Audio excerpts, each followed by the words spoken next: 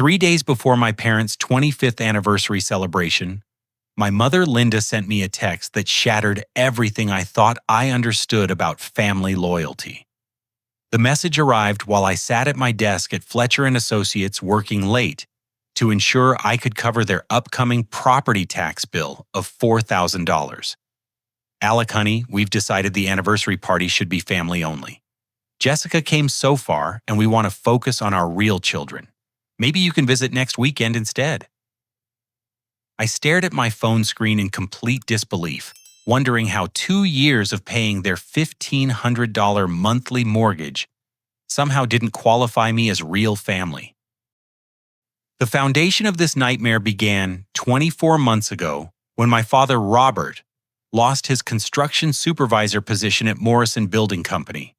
At 52 years old, he suddenly found himself competing with younger men for manual labor jobs that his aging body could no longer handle. My mother, Linda, who worked part-time at Riverside Crafts, earning barely enough to cover weekly groceries, watched helplessly as foreclosure notices began arriving in their mailbox. Their 4-bedroom colonial house in suburban Riverside Heights, which they had called home for 18 years, was slipping through their fingers like sand. I just received a promotion to senior accountant, bringing my annual salary to $75,000. When my parents called me in tears explaining their desperate financial situation, I didn't hesitate for a single moment. I packed my belongings from my downtown apartment and moved back into my childhood bedroom, the same room where I had studied for high school exams and dreamed about my future career. The blue walls still held faded posters from my teenage years, but now they witnessed a grown man sacrificing his independence to save his family's home.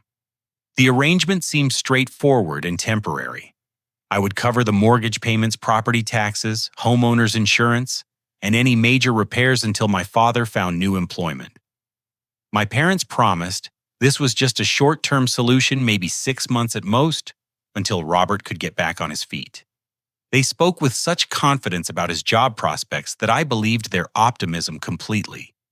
My sister Jessica lived 3,000 miles away in San Francisco, working as a yoga instructor and wellness coach.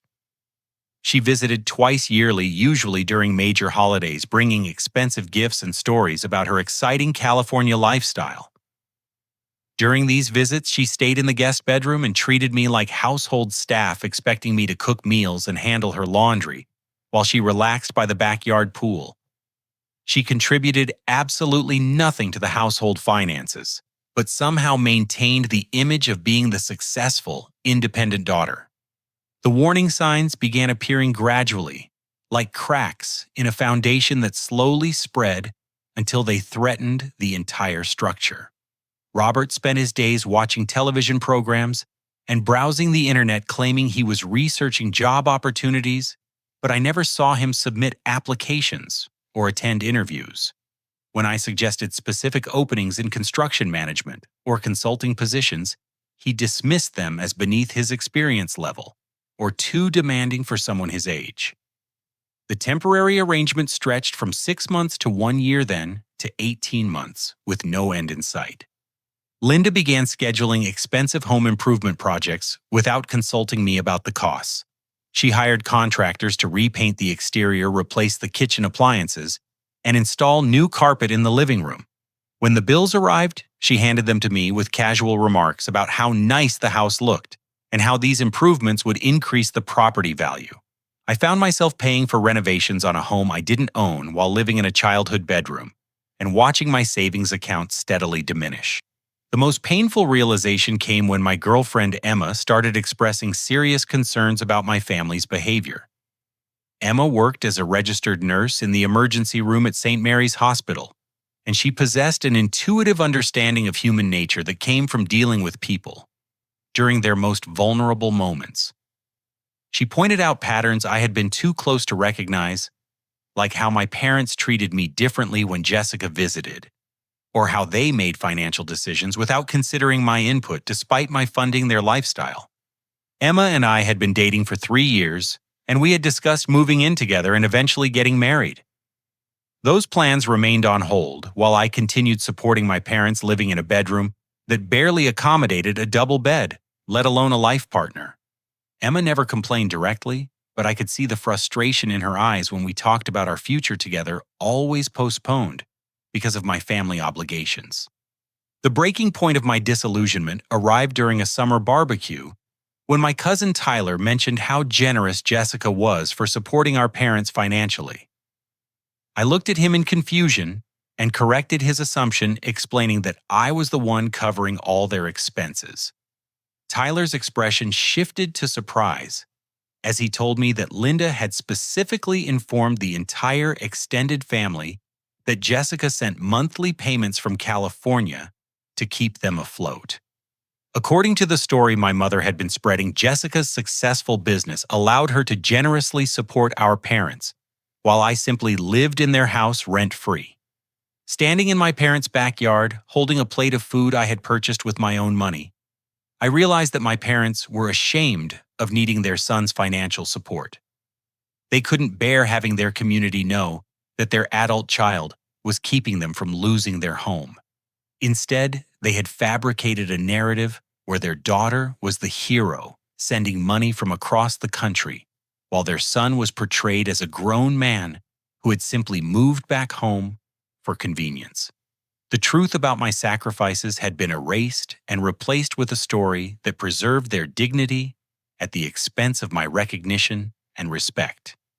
The anniversary party had consumed my mother's attention for the past 4 months, growing from a simple family dinner into an elaborate celebration worthy of a society magazine. Linda spent countless hours researching caterers, comparing rental companies, and designing custom invitations for 50 guests that included extended family members, longtime neighbors, and childhood friends of both parents. She hired Morrison Catering to provide a full dinner service, rented elegant white tables and chairs from Riverside Party Rentals, and ordered a 3-tier anniversary cake decorated with sugar flowers from the most expensive bakery in town.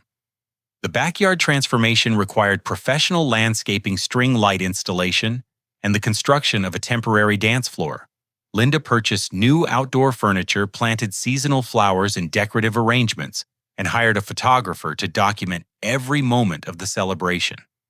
The estimated cost reached $3,000, a sum that I automatically assumed would appear on my credit card statement, just like every other family expense over the past 2 years. Jessica's arrival from San Francisco brought the usual disruption to our household routine. She flew in 3 days early, claiming she wanted to help with party preparations, but her version of assistance consisted mainly of giving directions to others while she lounged by the pool with her laptop.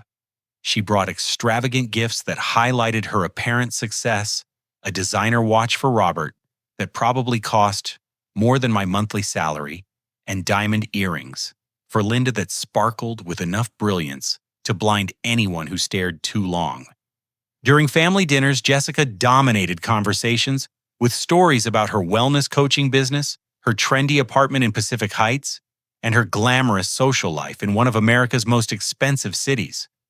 She described exclusive yoga retreats, organic restaurants, and celebrity clients, with the casual confidence of someone whose life had exceeded all expectations. My parents hung on every word, praising her independence and entrepreneurial spirit, while I sat quietly eating meals I had paid for at a table, surrounded by decorations I had funded. Jessica's attitude toward me carried the condescending tone of an older sibling, despite the fact that I was actually 2 years her senior. She made pointed comments about my living situation, suggesting that a man approaching 30 should have his own place and stop clinging to childhood comforts. When I mentioned challenges at work or stress about finances, she offered unsolicited advice about confidence and ambition, implying that my problems stemmed from a lack of motivation rather than the reality of supporting an entire household on a single income. The uninvitation text arrived on Wednesday evening while I was reviewing quarterly tax reports for our firm's largest clients. The Fletcher and Associates office building overlooked the downtown business district, and through my window, I could see the lights of restaurants and bars where other people my age were enjoying normal social lives free from the burden of supporting parents who seemed determined to exclude them from family celebrations. The message from Linda read like a formal disinvitation to a wedding, polite but absolute final, but wrapped in language designed to minimize the cruelty. Alec, honey, we've decided the anniversary party should be family only. Jessica came so far, and we want to focus on our real children. Maybe you can visit next weekend instead. The words hit me like a physical blow, each phrase carefully chosen to exclude me from the very event I was financing. The follow-up text arrived an hour later with breathtaking audacity. Also, can you transfer $2,000 for party expenses? Jessica's gifts were so thoughtful. We want everything perfect. My attempts to call my mother resulted in immediate rejections that sent me straight to voicemail. Linda was clearly screening my calls, refusing to engage in any conversation that might force her to explain or justify her decision. The silence from my father was equally telling. Robert, who usually answered his phone regardless of the situation, was apparently complying with my mother's communication blackout. I called Emma during her break between emergency room shifts, and her reaction was swift and furious.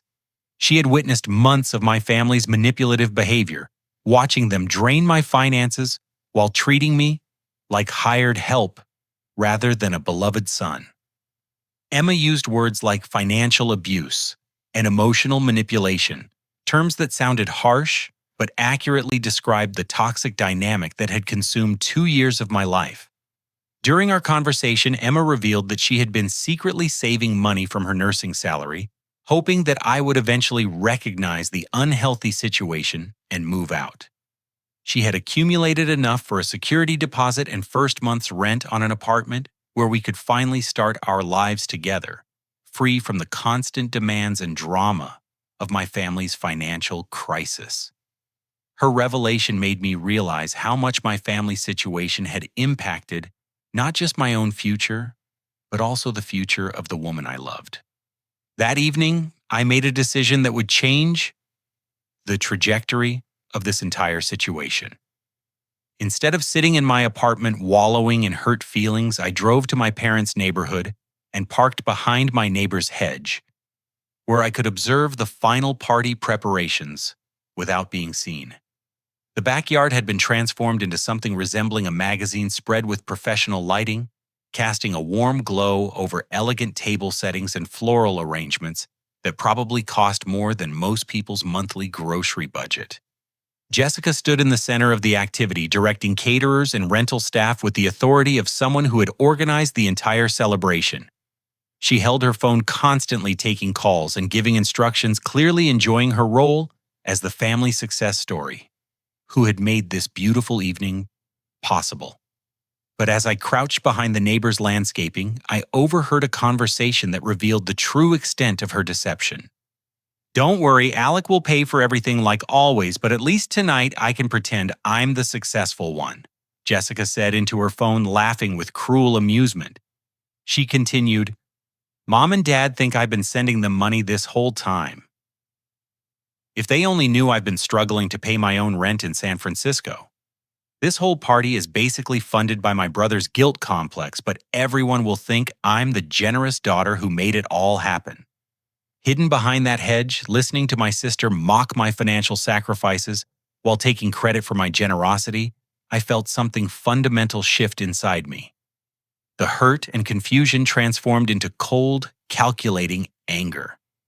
Jessica knew exactly what she was doing. She understood the true financial arrangements, but was actively participating in the deception, allowing our parents and extended family to believe she was the responsible, successful child, while I played the role of the deadbeat son living in his childhood bedroom. Saturday dragged by with agonizing slowness as I tried to distract myself from the knowledge that 50 people were celebrating my parents' marriage in a backyard I had helped maintain, eating food I had purchased, surrounded by decorations I had funded, all while being explicitly excluded from the festivities. I had moved into a small downtown apartment the previous month, finally accepting Emma's gentle insistence that I needed space, to think clearly about my family situation. The apartment was modest but peaceful, with large windows that let in natural light and neighbors who didn't treat me like an automated bank account. Emma was working a double shift at St. Mary's Hospital, covering for a colleague who had called in sick, so I spent the day alone with my thoughts and a Chinese takeout dinner from Golden Dragon. The fortune cookie message read, "Truth will set you free," which seemed like the universe's way of preparing me for what was about to unfold. I tried watching a Netflix series about financial crimes, but the irony of the subject matter made concentration impossible. Throughout the afternoon, charges appeared on my credit card notifications. Morrison Catering for $1,800, Riverside Florists for $450, party rental equipment for $600, and photography services for $300.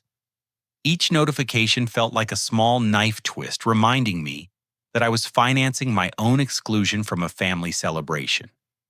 The total expenses exceeded $3,000 money that could have funded a romantic vacation for Emma and me or contributed to our apartment down payment fund. Around 9 p.m., while mindlessly scrolling through social media and wondering if I should delete my Facebook account to avoid seeing pictures from the party, Jessica's post appeared at the top of my newsfeed. The photograph was professionally composed, showing my parents cutting their anniversary cake while surrounded by smiling relatives and neighbors. My mother wore the diamond earrings Jessica had given her, which caught the string lights and created tiny sparkles around her face. My father looked happier than I had seen him in months, wearing his new designer watch and beaming with pride. The caption stopped me cold. Celebrating Mom and Dad's 25 beautiful years. So grateful to have family only tonight. Some things are sacred. The emphasis on family only felt like a deliberate slap, a public announcement that I had been deemed unworthy of inclusion in this sacred celebration. Comments began appearing immediately from aunts, uncles, cousins, and family friends who had attended the party. Aunt Margaret wrote, "Such a beautiful celebration, so sweet that Jessica organized everything." Cousin David added, "Thanks to Jessica for making this possible." "What a generous daughter," Uncle Steve commented. "Linda and Robert are so lucky to have such a successful daughter supporting them." Each comment was like salt in an open wound, crediting Jessica with generosity she had never shown and success she had apparently fabricated. As I watched the likes and comments accumulate, something inside me snapped. The months of financial sacrifice, the years of putting my own life on hold, the constant disrespect and manipulation all crystallized into a moment of perfect clarity. I realized that my family had been using me as their personal bank account while allowing Jessica to take credit for their improved lifestyle. They had excluded me from their celebration while literally spending my money to fund it, then publicly thanked the wrong person for making it possible. In a moment that would change everything, I clicked the like button on Jessica's post. Then I typed my first comment, "Congratulations, Mom and Dad. Since I'm apparently not family, I guess the mortgage payments, property taxes, insurance, and tonight's party expenses are all Jessica's responsibility now. Enjoy your real family celebration."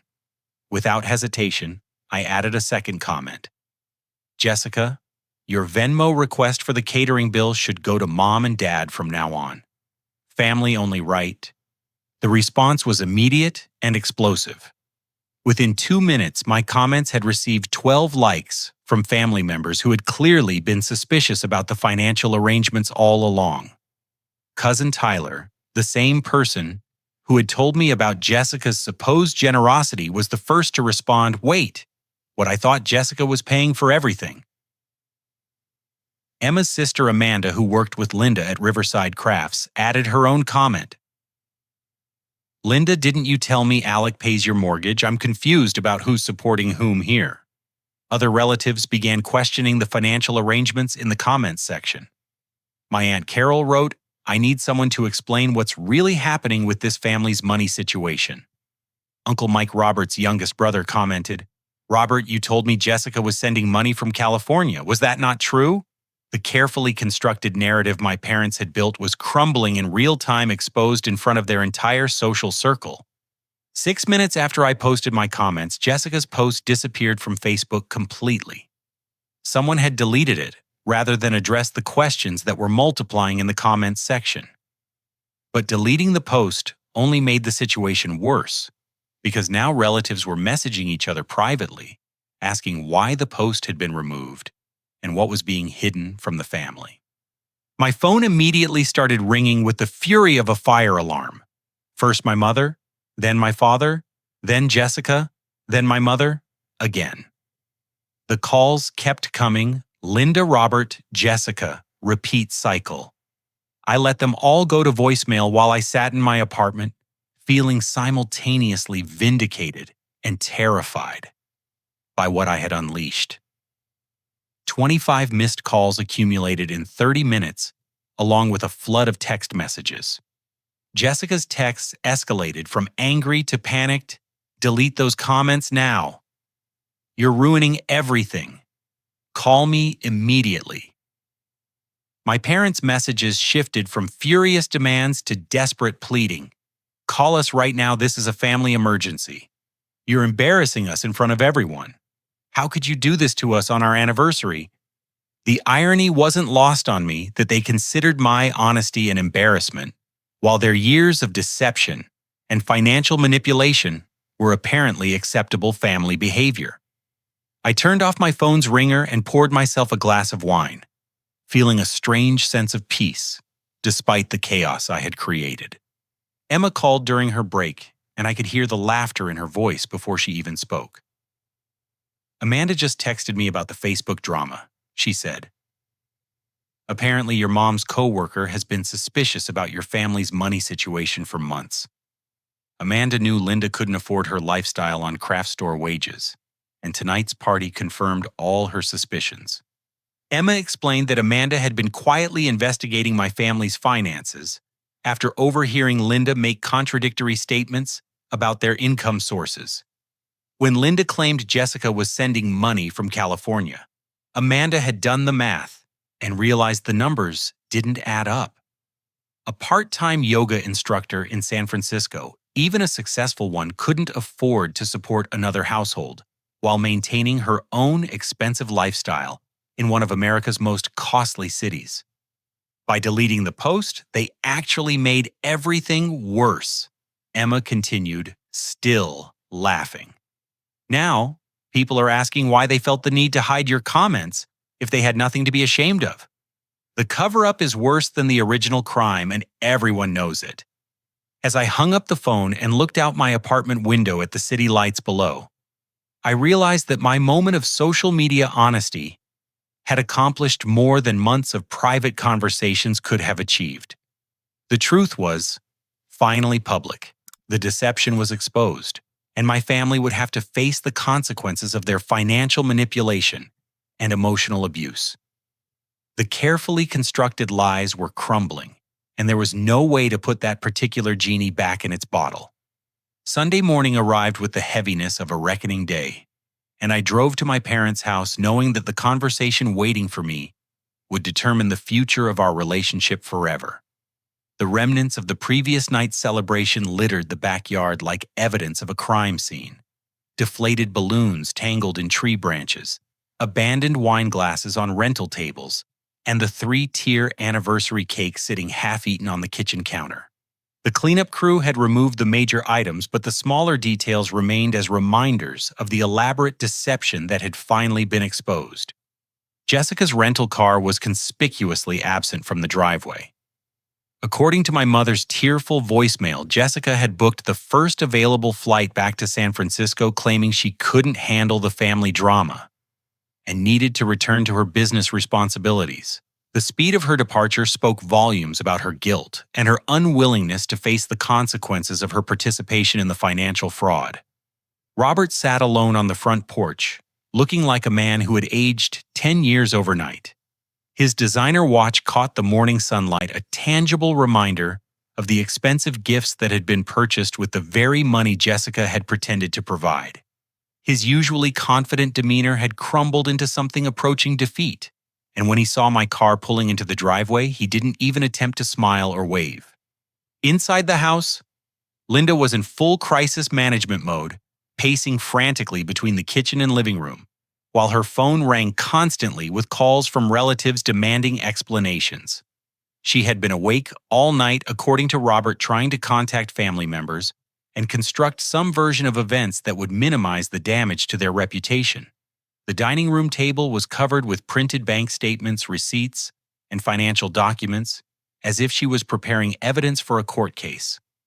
"Your cousin Margaret has been calling since 7 a.m., Linda said without any greeting or acknowledgement of my presence. "Uncle Steve drove 4 hours from Detroit because he saw your comments before the post was deleted. Aunt Carol wants to know if we've been lying about Jessica's contributions for the entire 2 years. How am I supposed to explain this to everyone?" Her focus on managing public perception rather than addressing the underlying problems revealed everything I needed to know about her priorities.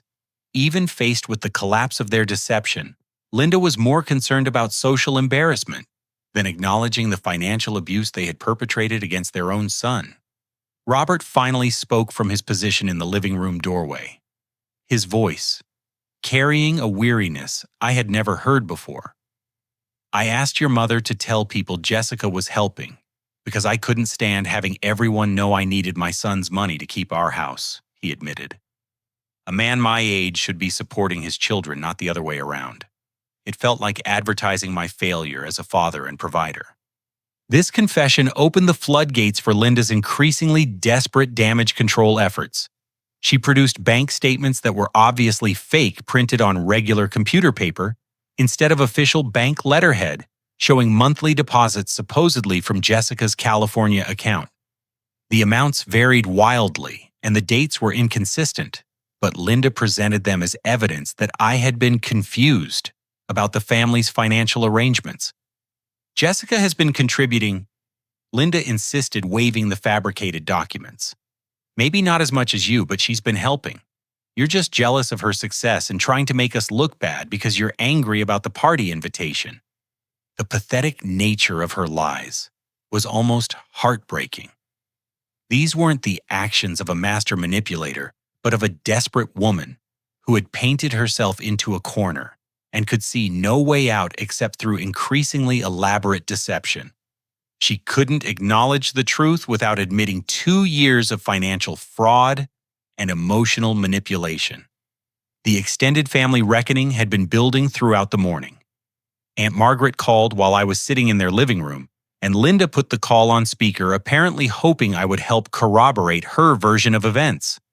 Instead, Margaret's voice filled the room with sharp questions about Jessica's actual financial contributions and demands for honest answers about who had been supporting whom.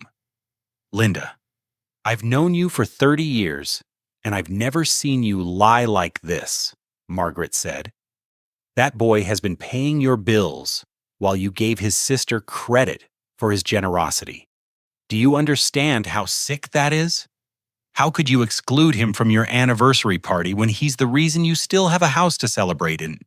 Uncle Steve arrived during this conversation, having driven through the night from Detroit after seeing my social media comments before the post was deleted.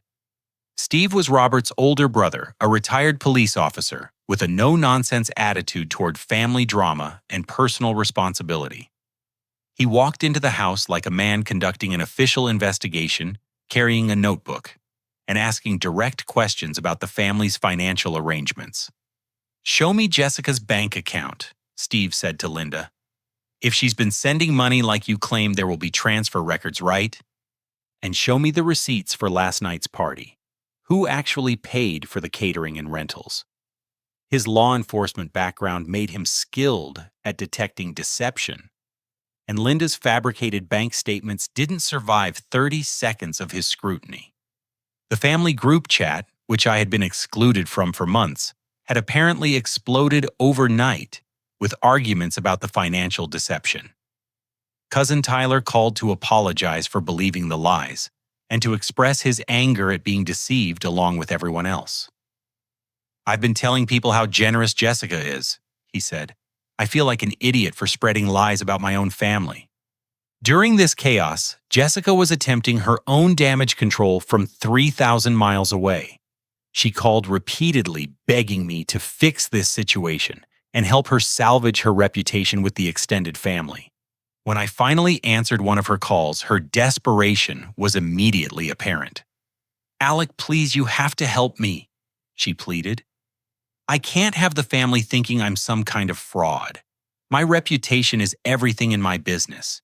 If word gets out that I've been lying about supporting our parents, it could ruin my credibility with my clients." Jessica's confession came in a rush of panicked honesty.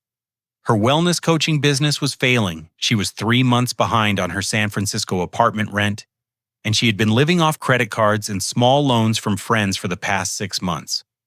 The expensive gifts she had brought to the anniversary party were purchased with borrowed money, and she was facing eviction from her Pacific Heights apartment within the next 30 days.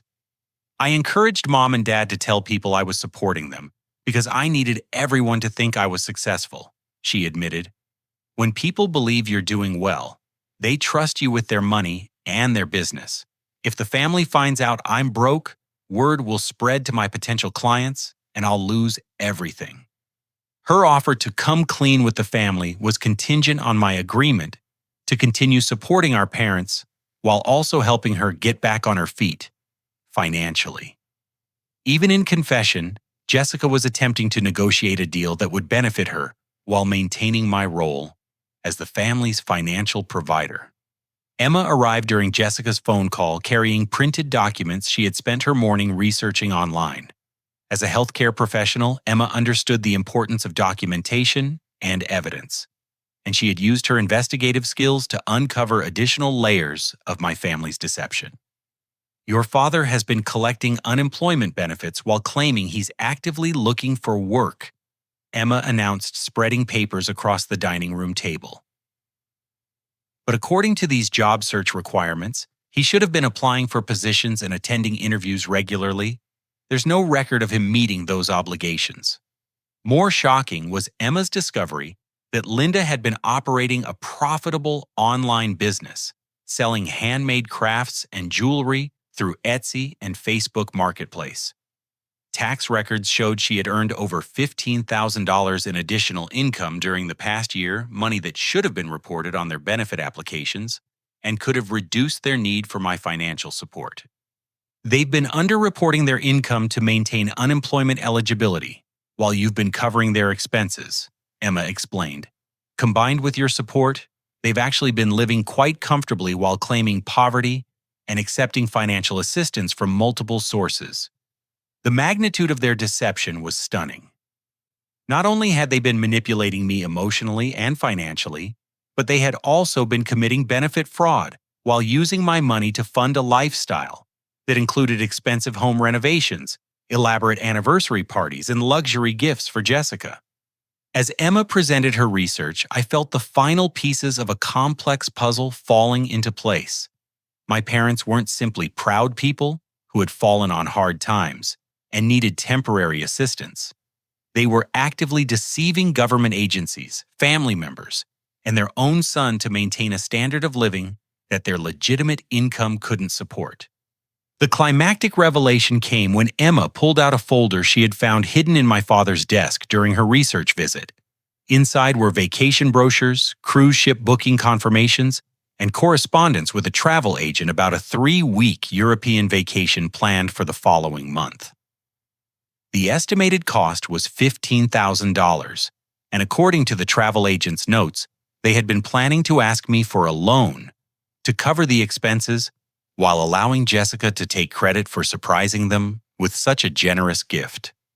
"Your anniversary party wasn't a celebration," Emma said, her voice filled with disgust.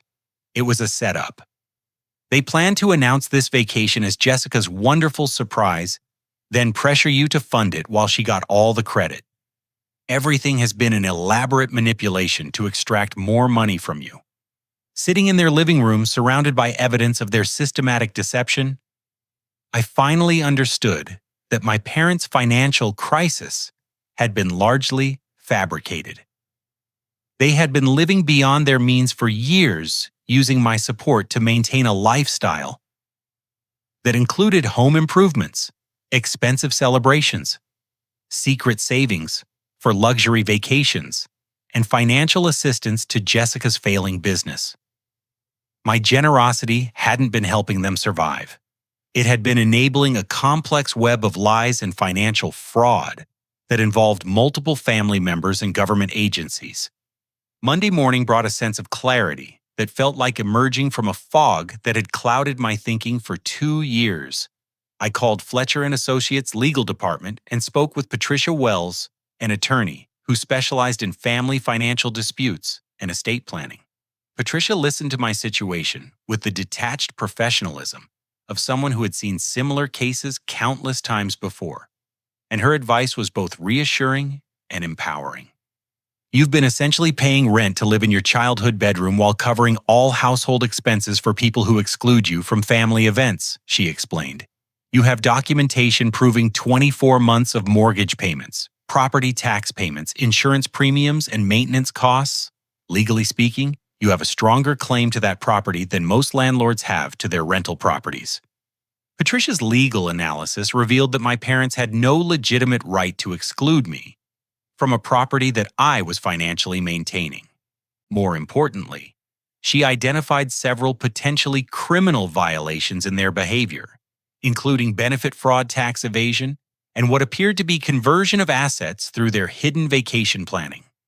My next stop was First National Bank, where I met with Linda Rodriguez, a mortgage specialist who had handled my parents' account for over a decade.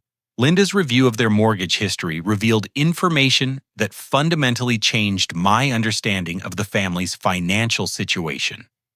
Your parents refinanced this house 6 months ago, Linda explained, pulling up account records on her computer screen. They took out $30,000 in equity through a cash-out refinance, which increased their monthly payment from $1,300 to $1,500. You're listed as an authorized payer on the account, but you have no ownership rights or decision-making authority. This revelation was staggering. My parents had secretly borrowed $30,000 against their house without informing me, despite knowing that I would be responsible for the increased monthly payments. The timing coincided with Jessica's increased visits and her suddenly expensive gifts for family members, suggesting that the equity money had been funding her lifestyle while she pretended to be financially supporting our parents. Linda Rodriguez showed me deposit records indicating that the $30,000 had been placed in a joint account that included Jessica's name as a secondary account holder. This meant that Jessica had access to the equity money and could withdraw funds without our parents' direct authorization, a financial arrangement that explained how she had been able to purchase expensive anniversary gifts while claiming to struggle with her own rent payments. Armed with this documentation, I returned to my parents' house for what I knew would be the final family meeting of our relationship, as it had existed for the past 2 years. I found them huddled in their kitchen, surrounded by more printouts of fake bank statements and handwritten notes that looked like preparation for a legal defense. "We need to talk about the refinancing," I said, placing the bank documents on their kitchen table. "I need you to explain why you took out $30,000 in equity without telling me and why Jessica has access to that money." The silence that followed was deafening. Linda's face went white as she realized that their most carefully guarded secret had been exposed, while Robert stared at the bank papers as if they might disappear if he concentrated hard enough. "We were planning to tell you," Linda finally whispered. "We needed money for some repairs and updates, and the bank said we qualified for a cash-out refinance. We thought we could pay it back before you found out about the higher payment amount." Robert's confession was more honest and more devastating. "Jessica needed help with her business expenses in California," he admitted. "She said if we could loan her some money, she'd be able to expand her client base and start sending us regular support payments. We thought it was an investment in the family's future." The $30,000 equity loan had been their attempt to solve multiple problems, simultaneously provide Jessica with the money she needed to maintain her facade of success, create a legitimate source of funds that could be attributed to her generosity, and maintain their own lifestyle without acknowledging their dependence on my income. Jessica's panicked return from California Tuesday evening confirmed the worst aspects of my suspicions. She had been contacted by the bank after my meeting with Linda Rodriguez, who had flagged the account for suspicious activity when I requested documentation about the equity loan. Jessica's access to the account had been frozen, pending a review of the financial arrangements, cutting off her primary source of funding. Standing in my parents' living room, Jessica looked nothing like the confident, successful woman who had dominated conversations just days earlier. Her expensive clothes couldn't hide the desperation in her eyes, and her usual commanding presence had been replaced by barely controlled panic. "The bank froze the account," she announced without any greeting. "I can't access any of the money, and my landlord is threatening eviction if I don't pay 4 months of back rent by Friday. I owe $28,000 in credit card debt, and I haven't had a real client in 6 months." Jessica's confession revealed the true extent of her financial deception. Her wellness coaching business existed mainly on social media, with carefully staged photos and fabricated success stories designed to attract investment rather than actual clients. She had been using the equity money to fund her lifestyle while building an elaborate fiction about her California success, all while encouraging our parents to maintain their own lies about family financial arrangements. The community fallout was swift and merciless. Word about our family's financial deception spread through Riverside Heights like a virus carried by neighbors who had attended the anniversary party and felt embarrassed about being deceived.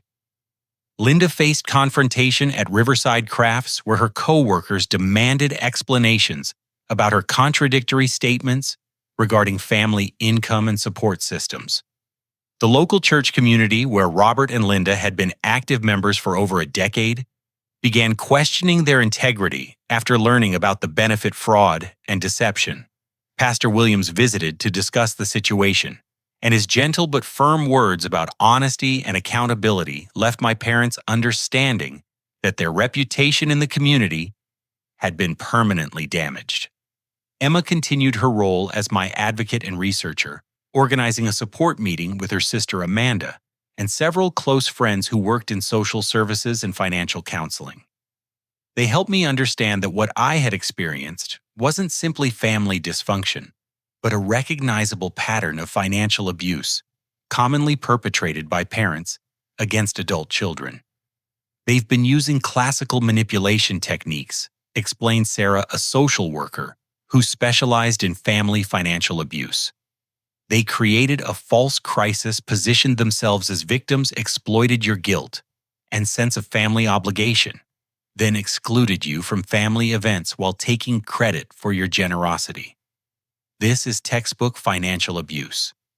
My consultation with attorney Patricia Wells revealed the full extent of my legal options and the criminal violations my parents had potentially committed. Patricia explained that I could demand immediate repayment of all funds I had provided, force a sale of the property to recover my investment, or pursue criminal charges for fraud and benefit violations. "You hold all the power in this situation," Patricia told me. "They've been living beyond their means, using your money, committing benefit fraud, and manipulating government assistance programs. They need you far more than you need them, and they know it." The most devastating revelation came during my final review of financial documents in preparation for Patricia's legal action. Hidden in my father's desk underneath layers of vacation brochures and travel planning materials, I found documentation that would forever change my understanding of my family's betrayal.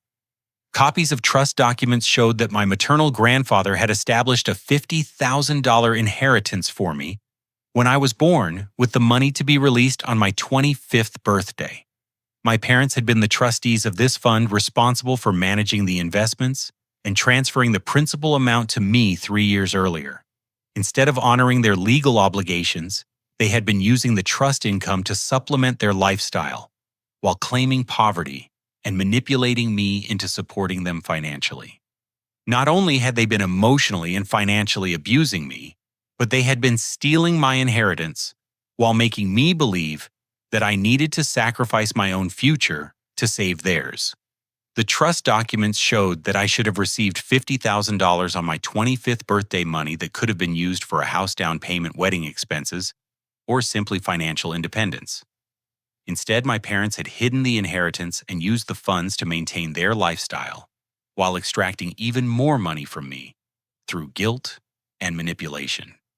Looking at those trust documents in my childhood bedroom surrounded by evidence of systematic financial fraud and emotional abuse, I realized that my family's betrayal was far more complex and calculated than I had imagined.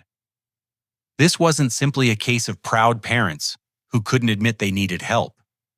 This was deliberate theft executed over multiple years involving forged documents and elaborate deceptions designed to separate me from both my current income and my rightful inheritance. Friday evening's family meeting took place in the same living room where I had spent countless childhood hours watching television and playing board games. But the atmosphere now carried the weight of legal proceedings and potential criminal charges. I had invited Uncle Steve and Aunt Margaret to serve as neutral witnesses while Emma accompanied me for emotional support and documentation purposes.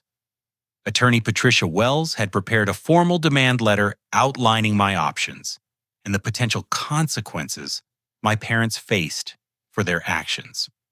The presence of legal documentation transformed the family dynamic completely.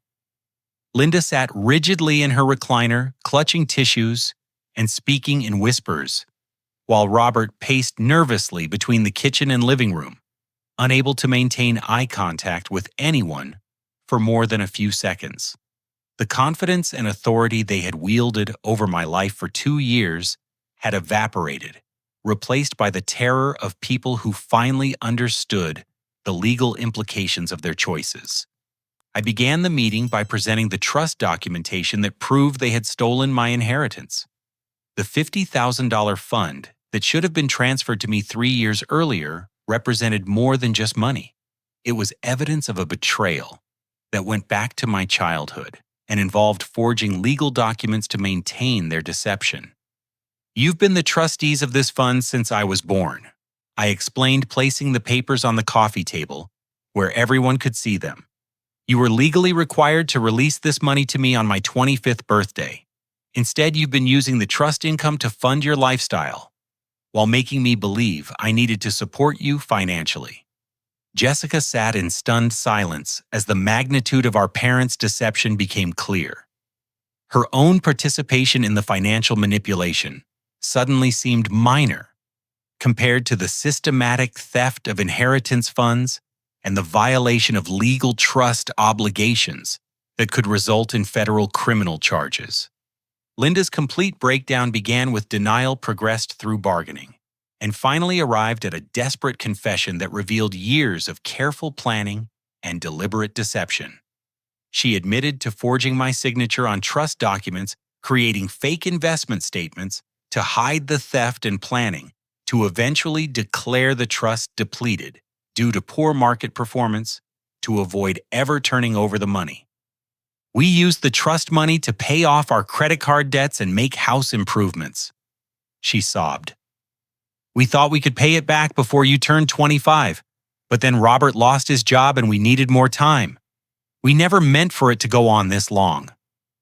Robert's confession was even more damaging because it revealed the calculated nature of their manipulation. He admitted to exaggerating his health problems to avoid job searching, hiding his legitimate eligibility for disability benefits. Because the application process required disclosing our financial arrangements and deliberately maintaining unemployment benefits through fraudulent reporting while I covered their living expenses. "I've been seeing doctors for chronic back pain and depression since I lost my job," he admitted. "I qualify for disability benefits, but applying would have required telling the government about Alex's financial support, which would have complicated our unemployment claims," It seemed easier to just let him keep paying while we figured out a better plan. Jessica's financial confession completed the picture of family-wide deception and manipulation. She revealed that her entire California lifestyle had been funded by the equity money and periodic transfers from our parents, while her actual income consisted of occasional yoga classes that barely covered her food expenses. "I haven't had a legitimate client in over a year," she admitted. "The wellness coaching business exists mainly on Instagram and Facebook. I post pictures of expensive meals and luxury experiences to attract potential clients, but most of the lifestyle I display is fake. I've been living off the money Mom and Dad gave me from their refinance." Uncle Steve's law enforcement background proved invaluable during this meeting, as he explained the federal implications of inheritance theft and benefit fraud. His presence lent gravity to the situation and helped my parents understand that they were facing potential criminal charges that could result in prison time and complete financial ruin. "Forging signatures on financial documents is a felony," Steve explained. "Benefit fraud is a federal crime. Tax evasion carries serious penalties. You've created a situation where the government agencies you've defrauded have mandatory reporting requirements. This isn't just a family matter anymore." The ultimatum I presented offered 3 clear options each, with specific deadlines and consequences. Criminal prosecution would result in felony charges, potential prison time, and complete financial devastation. Immediate repayment with interest would require liquidating assets and potentially selling their house to satisfy their debts. A structured settlement plan would allow them to maintain their home while meeting legal obligations through supervised payments and behavioral changes. "You have 48 hours to choose," I told them, with Uncle Steve and Emma serving as witnesses to the formal notification. "Option 1, I file criminal charges and let the federal government handle the inheritance theft and benefit fraud. Option 2, you liquidate assets immediately and repay everything with interest calculated at current legal rates. Option 3, you sign over 50% ownership of this house to me as partial repayment commit to legitimate disability applications and honest tax reporting, and accept a structured settlement plan overseen by my attorney." The desperation in the room was palpable, as my parents realized that they had no good options, only consequences that ranged from devastating to potentially manageable. Linda's attempts to negotiate or find alternative solutions were met with Steve's firm reminder that they had forfeited their right to favorable terms through years of deliberate criminal behavior. Jessica's offers to make everything right by confessing publicly and entering debt counseling seemed genuine, but her history of manipulation made it impossible to trust her motivations. Her participation in the family deception had been voluntary and calculated, designed to benefit her image and financial situation while exploiting my sense of family obligation. The climactic revelation of the evening came through an unexpected phone call to Aunt Margaret during our family meeting. Jessica's San Francisco landlord was calling Margaret, who had been listed as Jessica's emergency contact because Jessica had been evicted and her belongings were in storage due to 4 months of unpaid rent. The landlord mentioned that Jessica's mail had been forwarded to our parents' address for months, including court documents and debt collection notices. This phone call exposed the final layer of deception. Robert and Linda had known about Jessica's financial collapse for months and had been helping her hide it while continuing to portray her as the successful daughter who was supporting them. They had been receiving her legal mail, including eviction notices and debt collection letters, while still expecting me to fund their lifestyle and exclude me from family celebrations. "You've all been conspiring together," I said, looking around the room at faces that showed various degrees of shame and panic. Mom and Dad knew Jessica was broke. Jessica knew Mom and Dad were lying about financial support, and everyone knew I was being manipulated while being excluded from family events. This wasn't just deception. This was coordinated financial abuse involving multiple family members. The meeting ended with my parents accepting the 48-hour deadline and Jessica agreeing to sign legal acknowledgement of her participation in the fraud. Uncle Steve and Aunt Margaret left with copies of all documentation, ensuring that other family members would understand the true scope of the financial manipulation and the legal consequences that were now unfolding. As Emma and I drove back to our apartment that evening, I felt a strange combination of relief and sadness. Relief that the truth was finally exposed and consequences were being imposed, but sadness that my family relationships had been built on such elaborate deception and manipulation. The people I had loved and trusted most had systematically exploited my generosity while excluding me from their celebrations and taking credit for my sacrifices. Saturday morning brought an unexpected sense of freedom as Emma and I drove toward the Rocky Mountains for a weekend cabin retreat that we had booked months earlier but never imagined we would actually use. The 2-hour drive through increasingly dramatic Colorado landscape felt symbolic of leaving behind the toxic family dynamics that had controlled my life for far too long. Emma had taken personal time from her nursing schedule, and for the first time in over 2 years, I wasn't worried about missing phone calls from my parents or checking my credit card statements for unexpected family expenses. The mountain cabin overlooked a pristine lake, surrounded by pine forests and snow-capped peaks that seemed to stretch forever into the impossibly blue sky. We spent Saturday hiking trails that led to hidden waterfalls and wildflower meadows, talking about our future together without the constant shadow of family financial obligations. Emma revealed that she had been offered a nursing position at Denver General Hospital with a 25% salary increase and opportunities for advancement that would allow us to build the life we had been dreaming about for years. "I've been waiting for you to be ready to start over somewhere new," Emma told me, as we sat beside the lake watching the sunset paint the mountains in shades of orange and purple. "Denver has everything we've talked about: better job opportunities, outdoor recreation, and enough distance from your family's drama that we can build something healthy and independent."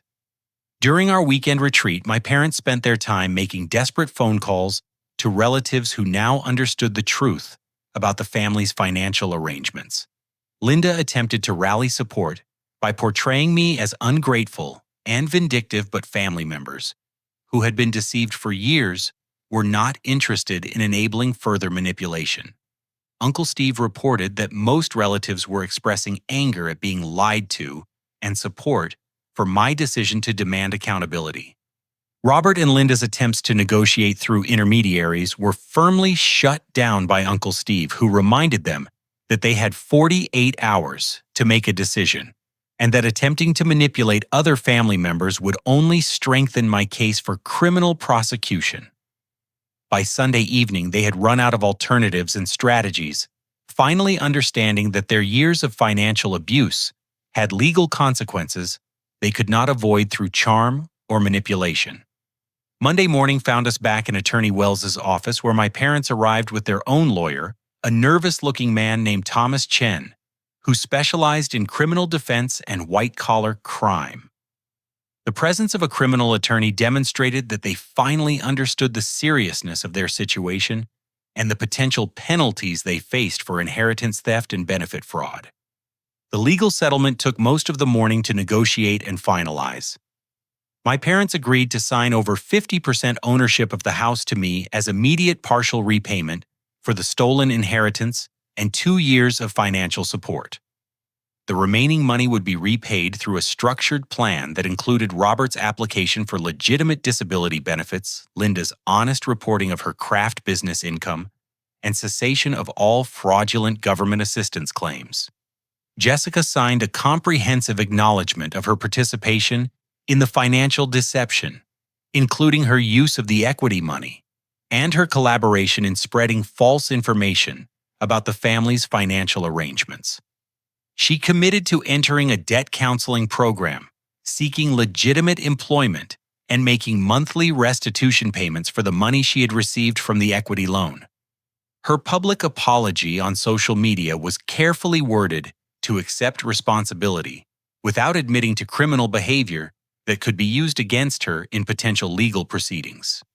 The community resolution was surprisingly supportive once people understood the full scope of the financial manipulation I had endured.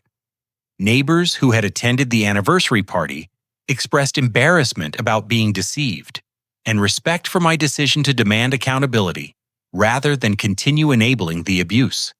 Linda faced consequences at Riverside Crafts, but was allowed to keep her job after agreeing to financial counseling and honest reporting of her additional income sources. The church community's response was particularly meaningful as Pastor Williams organized a support group for adult children dealing with family financial abuse. Robert and Linda's participation in counseling became a condition of their continued church membership, ensuring that they would receive guidance in rebuilding their relationships on honest foundations, rather than manipulation and deception. Robert's personal transformation began with his application for disability benefits, which were approved within 60 days due to the legitimate nature of his chronic pain and depression. The monthly disability payments combined with Linda's properly reported craft income provided enough legitimate income to cover their basic living expenses without relying on fraudulent government assistance or manipulation of family members. Robert also found part-time consulting work with a local contractor providing project management services that accommodated his physical limitations while restoring some of his professional dignity. Emma and I's move to Denver represented the beginning of our real life together, free from the constant financial demands and emotional manipulation that had defined our relationship for too long. Emma's position at Denver General Hospital exceeded all her expectations, providing opportunities for professional growth and specialization in emergency trauma care. I transferred to the Colorado office of Fletcher and Associates, with a promotion to audit supervisor, bringing my annual salary to $95,000 and providing the financial foundation for our independent future. Our apartment in Denver's Capitol Hill neighborhood featured large windows that framed views of the Front Range Mountains and downtown skyline. For the first time since college, I was living in a space that reflected my own choices and preferences rather than the demands of family obligations.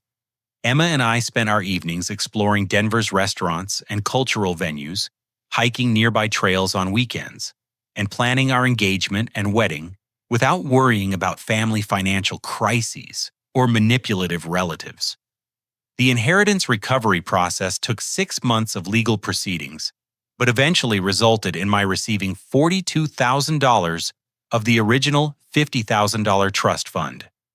The missing $8,000 had been spent on my parents' debt reduction and home improvements that had increased the property value, so the recovery was considered nearly complete. I used the inheritance money as a down payment on a modest house in Denver's suburbs, establishing the foundation for the independent life I should have been building years earlier. Financial planning became a priority for both Emma and me, as we worked with advisors to establish emergency funds retirement accounts and investment strategies that would secure our future without requiring us to depend on family assistance or manipulation. The experience of watching my parents' financial deception had taught us the importance of honest money management and transparent communication about financial goals and obligations. 6 months after the legal settlement, my relationships with my parents began healing through carefully structured interactions that respected the boundaries I had established. They visited Denver and stayed in a hotel, acknowledging that our relationship needed to be rebuilt on mutual respect rather than financial dependence. Their behavior had changed dramatically as a result of counseling and the consequences they had faced for their manipulation. Jessica's transformation was perhaps the most dramatic, as she relocated to Sacramento and found legitimate work as a fitness instructor at a community recreation center. Her social media presence shifted from manufactured luxury to honest posts about recovery from debt and rebuilding after financial mistakes. She maintained monthly restitution payments and seemed genuinely committed to creating an authentic life rather than the elaborate fiction she had constructed in San Francisco. The final family gathering that symbolized our new relationship dynamics was Emma and my wedding ceremony. which took place in a small chapel nestled in the mountains outside Denver. My parents attended the celebration, but they traveled at their own expense and stayed within a budget that reflected their actual income rather than borrowed money or manipulation of family members. Jessica served as a bridesmaid, having earned her place in our lives through consistent, honest behavior and acknowledgement of her previous mistakes. Uncle Steve walked me down the aisle representing the family support that had always existed beneath the dysfunction, but had been overshadowed by financial manipulation and deception. Aunt Margaret and the other relatives who attended the wedding represented the healthy family relationships that were possible when built on honesty and mutual respect, rather than guilt and exploitation. As Emma and I exchanged vows in front of family members who had supported truth and accountability throughout our crisis, I realized that sometimes losing the family you thought you had is the only way to discover the family you actually deserve. The people who had stood by us during the most difficult period were the ones who understood that love and support should never come with financial manipulation or emotional abuse. The wedding reception was modest but genuine, paid for by people who could actually afford their contributions and celebrated with joy that wasn't tainted by hidden resentments or financial stress. Emma and I danced to music we had chosen, surrounded by guests who respected our independence and celebrated our commitment to building a life based on honesty and mutual support. During our first dance, I looked around at the faces of people who had supported us through the crisis. Uncle Steve, who had provided wise counsel and legal guidance, Aunt Margaret, who had demanded honesty from family members, Emma's sister Amanda, who had been the first to question my parents' deception, and Pastor Williams, who had helped my parents understand that redemption required genuine change rather than continued manipulation. 1 year later, as Emma and I celebrated our first wedding anniversary in the same mountain cabin where we had planned our escape from family dysfunction, we reflected on how much our lives had improved once we stopped enabling financial abuse and demanded healthy relationships. Emma was thriving in her career at Denver General, having been promoted to trauma team leader. I had been named partner track at Fletcher & Associates, with responsibilities that included developing their family financial counseling services. The life lesson that emerged from our experience was profound but simple. Healthy family relationships are built on mutual respect and honest communication, not on financial dependence and emotional manipulation. Love that comes with conditions demands and exploitation isn't really love at all, but a form of control that damages everyone involved. Setting boundaries and demanding accountability isn't selfish or vindictive. It's the foundation for relationships that can actually survive and thrive over time. My parents had learned that pride and shame had led them to make choices that nearly destroyed their family permanently. Their commitment to counseling and honest living had allowed them to rebuild relationships based on genuine affection rather than financial dependence. They understood that excluding me from family celebrations while taking my money had been cruel and manipulative, and they worked consistently to earn forgiveness through changed behavior rather than empty promises. Jessica had discovered that authentic success was more satisfying than manufactured appearances, and that honest struggle was preferable to elaborate deception.